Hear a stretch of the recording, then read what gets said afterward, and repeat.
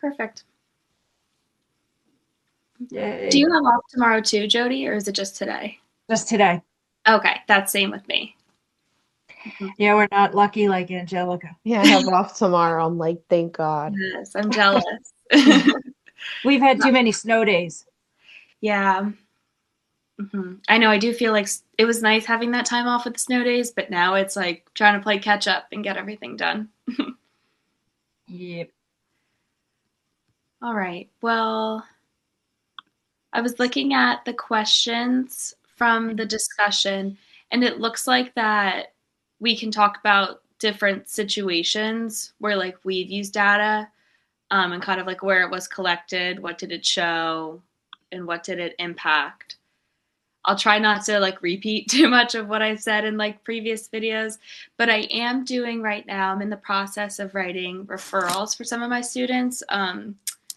Like a request for assistance is what we call it in RFA. So it's not necessarily a referral for special education. But that Intervention. was something I've noticed with the mid-year data. I had a couple kiddos who were not making progress in both fluency and comprehension. So that was the data that was collected. It was from our iReady diagnostic, and then we did like an oral reading fluency. And I'm working now with administration. They're coming in, they're observing the students' behavior and academics, and then we're going to meet with parents and take a step forward. So that's kind of a current situation I'm in with data. So I'm really hoping that that can benefit some of these kids who aren't really showing growth at this time in the year. In my first grade ABA class, I collect data on sorry, I'm reading from my notes. Students' ability to complete simple tasks like matching letters to pictures or placing objects in the correct order. And I also track the level of prompts needed because they need a lot of prompting, especially because they're nonverbal. So physical gesture or visual. And according to the data-driven decision-making article, collecting clear observable data helps teachers make informed instructional decisions. I wish I would have had some of these courses when I started teaching because I agree. I didn't quite know, except for back then we did link it, and you would, yeah, link it. Yeah, we would use that, and it was beginning of the year, mid-year, end of year, and it was for math and ELA. And people were like, well, you need to keep data. And I thought, well, what do you mean data? Keep data. So in listening or in reading the two articles that were assigned this week, the stuff that kept coming out or repeating over and over for me was teachers must be able to access, interpret, and use data to inform instructional decisions, and that data is used to identify problems, select interventions, and evaluate outcomes, not incomes. So, which is what you were doing with the iReady. And we use iReady, which I've discussed prior. We do that, but then I've been using the exit tickets the last few weeks to kind of get a feel for where they are on the standards. Are they meeting the standard? Are they partially getting it? Are they still needing support to do it? And that's helped me a lot to see where each of them are, and I've been able to group them kind of into groups of where their strengths so that I can meet with them and talk with them and counsel with them to try to bridge the gap. And out of our observation, I had mentioned prior that we set up the MTSS. So our interventionists also monitor the iReady benchmark testing. But iReady only catches some things that kind of fall through the cracks.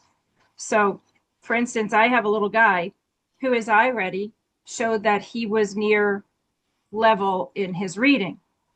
But there was a lot of issues with him when it came to actual decoding and stuff. So I gave him a WIST, which is the Wilson systems testing to see it's Wister weight. It would be like taking the Dibbles. So I gave him a test that was similar to Dibbles. And it turned out that by the time we were done, he really was at and late first grade level. He was not on level. So he'd been guessing or something, I guess, and fortunately had enough context clues to be able to read something with success.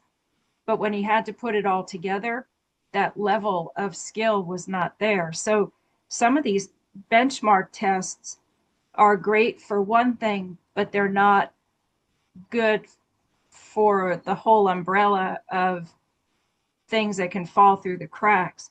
So in using the Amira and formative assessments, the exit tickets, Wilson testing, which I have the ability to do as the Wilson teacher, and I can look to see how many words per minute are they getting? Are they improving? Is it more fluent? Is it coming automatically? Is there patterns? Attendance? How often are they participating? Which has actually changed how I'm doing small group now. I didn't quite know what I was doing with small group. When I first started, it was just like you take a bunch of kids to the table and they read to you and you're like, okay, they read good. They corrected themselves. But now I'm getting more of the nuances of things by giving them little tests here, little in conversations here to build upon deficiencies and gaps in their education. I'm so glad you brought up decoding when it comes to data collection because you're absolutely right. Like some assessments work well for getting information about one thing and not necessarily the other. Last year, we ran map testing 3 times a year, and a couple of my kids were like this, but one student in particular, his comprehension was fantastic. He just struggled to decode, and a lot of that was due to his dyslexia. But my school, and I'm not sure if it was a district like statement or what, but we weren't allowed to provide a read aloud accommodation for reading because they wanted map testing to be like a pure baseline of where they were, since it wasn't used for placements or gradebook or anything like that. So it was a little frustrating as a teacher to have this student score so low on this map test, not because he wasn't understanding, the or comprehending the content, just because he struggled to decode the questions and the answers. Mm-hmm. And then he's in 5th grade now. And I just heard from a teacher at the 5th grade school that this year they allowed him to have the read aloud accommodation. And he shot from like super low red to like up in the yellow, which is a good like couple color gap. So it's really helpful to look at that data and see like different, I guess similar to what like Angelica was saying earlier too, like kinds of prompting or like what kind of support did he have, and this is what he's able to produce. Because comparing last year to this year, that's a clear indicator that his comprehension's fine. He just needs these supports with decoding, and he's doing Wilson. He was doing it last year, and he's continuing again this year. And I did a little OG with him last year, but it is super helpful. And one other thing I wanted to follow up on, because I talked about it a little bit last week, I've been doing more exit tickets this past week. I was inspired by our conversation, and it's super helpful to get like a quick glimpse of where they are in the different lessons. And it reminded me when I was reading the data driven article, they talked about how that standardized testing data isn't typically available till the next year. So like you Right. don't have those students anymore. And of course, like, there's some similarities, but it doesn't help you fill the gap right away. So it definitely reminded me of the importance of taking like more formative data along the road, like exit tickets and, small assessments like that. It's helped with me too, because one of the things I'm on the SGO pilot for the state, and that's been an eye opener too, because here we would have 26 students listed as our SGO, and that they're going to make X percentage growth and stuff. And then it turns out you didn't need to have all 26. It could have been a sampling of all the students in the class. And then it didn't have to be based on an iReady or some kind of big benchmark testing. It could have been a portfolio across the whole school year showing growth from September to May or June. So that's given me an eye opener. That's why I started the exit tickets, because I thought I've been doing this wrong and I don't like, then you kind of feel like, oh man, I really like let these guys down, but you know what you know.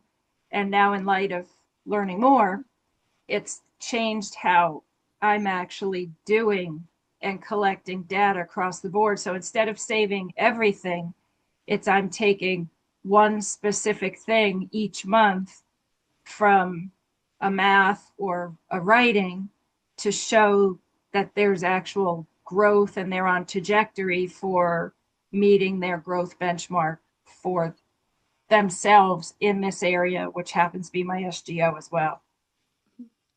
And I've even been using exit tickets for attention and behavior as well. Helping one of the other teachers out in my school with this coaching thing that she's doing. And we had to basically come up with a goal for my classroom and then, use some strategies to work towards it. And I told her, I was like, my switch class is not very engaged. I'm struggling with like classroom management with them and like behavior.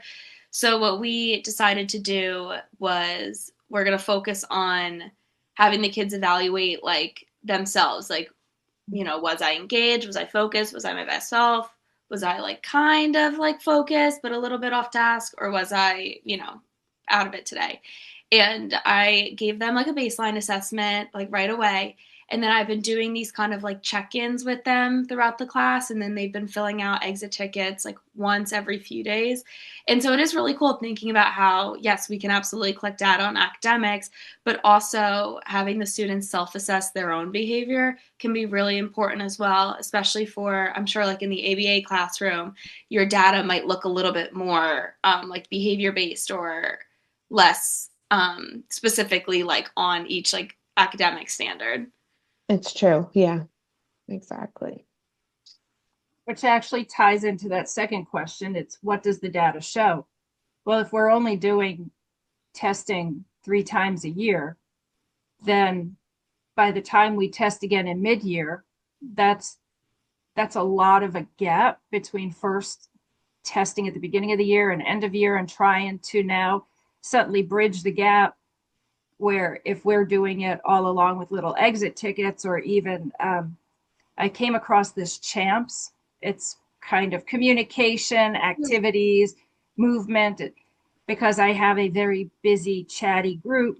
So now, having implemented that, we seem to be finding a success groove because they know at certain junctures they're going to get moments where they get up and can move around. So we're seeing more success with it.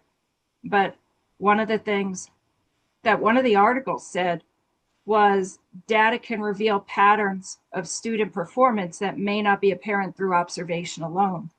And that goes back again to my little guy who, for the all intents and purposes, a mirror was showing, oh, look, he's reading at 3rd grade. But when you really took the time to assess him, we find out there's a discrepancy in phoneme and grapheme awarenesses for him to be able to decode. And so, no, the data we were taking didn't really reveal what was happening with him. So we have to then, if through the benchmarks and all these other additional things that I've added, I've been able to track better where my students are versus waiting for big assessments 3 times a year. Mhm. What my data showed, it was a little different that my students can complete some tasks independently, but they often need prompts for more challenging tasks. I noticed over like a couple weeks that progress was slow for certain skills, indicating that the students weren't generalizing learning to new situations, like bringing over like colors to like the play area and blocks and things like that. And it's inconsistent. It actually is inconsistent with the no. Yeah, it's consistent with PBS guide on using data to monitoring students' progress. Mm-hmm. I'm glad you brought up champs. That's the behavior management strategy that my district implements. And it's like champs is the whole district, and then my school specifically is PBIS. And this is my first year in a PBIS school. I'm not sure if that's similar at your schools as well. But it is great, like for setting expectations in the beginning of the year. for champs, I had like posters with all the different acronyms, and then I would move the little magnet to what the expectation was. So it'd be like at your seat, out of level 0, independent work, how do I ask for help, which I thought was really important to add. So I definitely like that. I've noticed though, as the year goes on, I haven't used it as much, but I guess that's also because it's more routine for the kids. I don't need to repeat myself all the time. But being at a PBIS school is really interesting. And I know this is a little bit off task from the specific discussion questions, but I have noticed that it's a lot more like management on the teacher side and it's very intentional. Whereas last year I was kind of in a, you know, you don't want to draw energy to the bad behavior. You want to praise the good and then set like a logical consequence. So I feel like I've definitely gone on like a shift, changing districts and having different management. But yes, I am familiar with champs. Sorry if that was a little off task. No, that was fine because I didn't even, you read, I thought the military was bad with acronyms until you get, I guess it's still government, right? But when you start seeing all these acronyms coming out for education and you think, oh my gosh, we can't get away from them. But I didn't even realize I used, what is it, positive behavior initiatives? Is that what interventions? That's it. So like I didn't realize that doing that was that or class or 1, 2, 3 eyes on me and then 1, 2 eyes on you. So here when I started to come across it, I was like, well, what is this? And I went, oh, I'm doing that. I just didn't know there was an acronym or for it. I feel like that's a lot of teaching too. You learn about things in PD, like total participation techniques. Right. You do PD all the time with that, and they're like, "Oh, echo, read, turn and talk," and I'm like, "Wait, I'm doing all those things." It's like it's funny. It is. Yeah. Oh, sorry. Good. I was just going to say one thing that stood out to me when I was reading the articles, I think it was in the data driven one, that data collection wasn't really enforced or it wasn't really used. Collecting data and then using it to support instruction. I'm sorry. I mean, that wasn't used until the mid 1980s, which I found pretty surprising because that's somewhat recent. You would think that that would be a practice that's been around for like a long time. I think back then you didn't, special ed wasn't mainstreamed at that point. And then it was more remedial. So there was classes for students who just were not performing on level with their peers. So they had more of a remedial type class for them. They might have pulled them out for intervention, or they just put them in a class that was more online with where they were. So we didn't have, even though FERPA and all that stuff existed, I guess it started to come around by the 80s. It still wasn't mainstreamed at that point because I don't remember. I went to school in the 80s. I don't remember special ed in the class and somebody cursing in the classroom or whatever with ODD or something would not be remaining in the class. They would probably end up in school suspension or something like that. So it's definitely changed quite a bit. Yeah, it looks a lot different, which is great because we're learning, where students can fit best in their least restrictive environment. Being in a true co-teaching model last year, it was so great seeing students that just needed a bit more academic support still being in a general education setting and not ever feeling like they needed to be like pulled out or pushed in or that self-consciousness. It was great being like, wow, when we add another teacher in, they're able to run small groups a little bit more. Those kids are able to fill the gap. Like I thought it was a fantastic solution to some problems that we see. That's definitely with when I first started teaching, it was funny because somebody's like, you need to get binders for all the students and you have to keep all their work. So I would have had 28 binders with everything they've ever done throughout the course of the year, like the parents saving their work because that was your data. Boy, how far off I was or was directed and informed because that was far more work than actually preparing a lesson to teach in the classroom, trying to keep every piece of documentation and notes. I felt like I was more like the school counselor, I guess, trying to Mhm. keep track of everybody emotionally, socially, and where they all were educationally. Mhm. But I guess that would have led to what instruction decisions would be made as a result of the data. Mhm.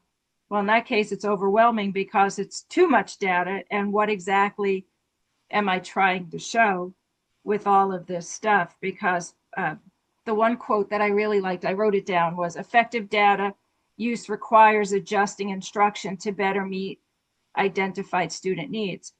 So keeping a binder full of stuff wasn't necessarily changing the instruction. It was just showing the student wasn't capable of doing X, Y, or Z. So it wasn't really the driving force because I wasn't quite understanding what I was doing with it, except saving it on the off chance somebody came in and said, why is the grade this? And Mhm. here now getting it, I understand, especially through the exit tickets, that it's driving the small group where we're working on specific skills. The whole class doesn't need this skill, just these few students. It allows me to be able to model better for the students where they're at so that I can do, they can do, we can do, and they can do. And then it's for my students who are 504 IEPs, I can chunk stuff into more manageable pieces for them because I'm seeing this is overwhelming. I have one student who refuses to do any work. So when we were writing our essays on the planets the other day, I gave him sentence starters, or I guess they call it sentence frames. And it was just basically he had to go and get details and fill it in. And then his essay was done because he wasn't having to come up with transition words and stuff, but we could put it together so that he actually had an essay.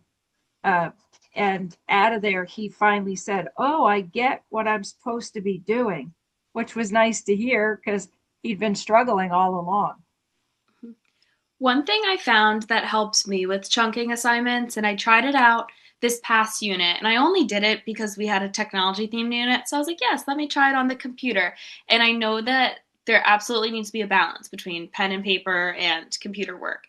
But rather than having my students write their essays in notebook paper or on whatever packet I gave them, I actually made a Google slideshow, and every slide was a paragraph. So, like introduction, body one, body two. And I sent it out in just like a text box for, students. But then for students that needed more chunking or needed more support, like my learners with IEPs, what I did was I broke up each paragraph into rows. And on the left side, it told them what they needed to add. And then the right side gave them the space to add it. So for, like a body paragraph, it would be like topic sentence. And I would say, like, introduce your first reason. Then they would type it. And then the next box would be like, okay, like cite your evidence. Then they would cite it. Explain, your quote. And then they would explain it. And I found that by setting it up in that typographic organizer, it worked really well because not only were they only seeing one paragraph at a time on their screen, but within each paragraph, it was easy stepping stones for them to get from one to the other. Because a lot of my students, if they see a lot of blank lines, they're just going to throw their head down and sigh and complain and, give up before they even start. So that's definitely something I want to try more often. I saw it online. I took inspiration. That's I like good. that. Me too. And based on my data, sorry, I can't, I'm like hearing myself double. We broke tasks into smaller steps and provided more reinforcement for independent responses, which gradually helped reduce the prompting that I needed to give to my students. And that also tied into the PBIS approach of using data to guide instruction. Hmm. Yeah, I feel like PBIS definitely involves a lot of data collection. My school uses Kickboard, which I think I've talked about, and that's where we like report different like minor and major incidents. But before I could submit my request for assistance, we needed, I think it was like 4 to 8 weeks of data. Like there was a good amount of data that needed to be collected on that student before we could take the next steps, which makes sense because they need to know exactly what they can do to best support this student. But yeah, definitely making sure I'm collecting as I go. I fell into a little bit of a trap in the beginning of the year since I was so overwhelmed just by, a new school, first time teaching by myself, that I wasn't really recording the data until it was almost too late. And I was like, hey, I need support, but there wasn't necessarily data to back that up. So next year, I definitely want to start right at the beginning of the year recording anything I need to so that kiddo can get support as soon as they need it and they're not necessarily waiting on a teacher to just almost deal with the behavior just to be collecting the data on it because that's, a little tough of a situation to be in as an educator. Right. And that's frustrating for the student too, because they know they're not getting it. And sometimes I have a student who does that where he knows that he doesn't get it. So instead of quietly sitting there, of course, behaviors start to arise, and it's more about drawing attention to himself, and he does it because now he's getting attention. So any attention's good attention. And it's all because he's struggling with the materials while he's waiting to finally have enough data to move through. He's in intervention and now he's at tier 3, so child study team. Mm-hmm. But it's been a process, so I get that. Yeah. And some of it too, I feel like since this is my second year teaching, it's just learning, as a teacher, like what are different ways I can go about different things. Like my one student who's probably my biggest behavior challenge, he has this chart we fill out every day. And the way it's measured is by like 2 checks for the morning when he sees me. And it's, I was using kind words and gestures and I was on task. But as the weeks went on, I started to realize that that's pretty subjective. That as a teacher, I was like, I'm not sure what would constitute being on task. Is it he needed 1 reminder or he needed less than 5? I got a little tripped up with that, especially because, as much as I wouldn't want it to, some of that is also influenced by my mood or what we're doing in the classroom. My patience level sometimes changes throughout the day. And so starting last week, I ended up changing his goal to, I needed less than 5 reminders to stay on task for like that, whole morning block. And for me, that was super helpful because I could, count and it was a bit more objective. But what I did for him was the other students didn't know what it was, but I would keep the tallies on the board so he could see every single time he needed a reminder. And then he started to track how many he was getting. And you could tell like when the tallies got a little bit higher, like his attention, was a bit better since he knew he was reaching that threshold. So I'm very excited that as I teach more and experience more, I learn and I'm able to change it. It's almost like I'm recording my own data about my teaching and then making those changes for, the future, even next year. I feel like going into my second year at this school with the same curriculum will be a bit easier since I'll have everything in place. Well, I guess that goes back then to what would happen if the data had been ignored. It basically, had the data been ignored, in the case again with the little guy that I talked about, here he was getting reading comprehension and it was really decoding. So we were trying to work on something that wasn't even the issue. So that's one of the things that happens. And of course, then trying to move them into intervention, we don't have it, or trying to get them to child study team. But since we have 10 minutes, I won't talk much longer. Go ahead. I feel like if I didn't, use the data, my students would continue to struggle with the skills that they're struggling on, and then they wouldn't be able to, get those independent skills that I feel like they need to get at such a young age. I mean, I have first grade, but I feel like independence for them, especially that they're nonverbal and like rely heavily on prompting and stuff, I feel like building those independent skills anytime I can is helpful for them. And I completely agree with what Jody was saying earlier. And I feel like that connects to what you're saying now, Angelica, that it's frustrating for the student when they're struggling and nothing's necessarily being done about it or done, in the most productive way because there's no data to analyze to see like where they need to be. And with frustrated students comes frustrated teachers, and it just creates a very like tense and stressful atmosphere. So definitely taking the data apart like piece by piece whether that's, implementing it in small groups or changing something about, the structure of their day is super important, because otherwise I feel like it'll bottle up and then it becomes, tough for both parties. Definitely. Well, let me pause us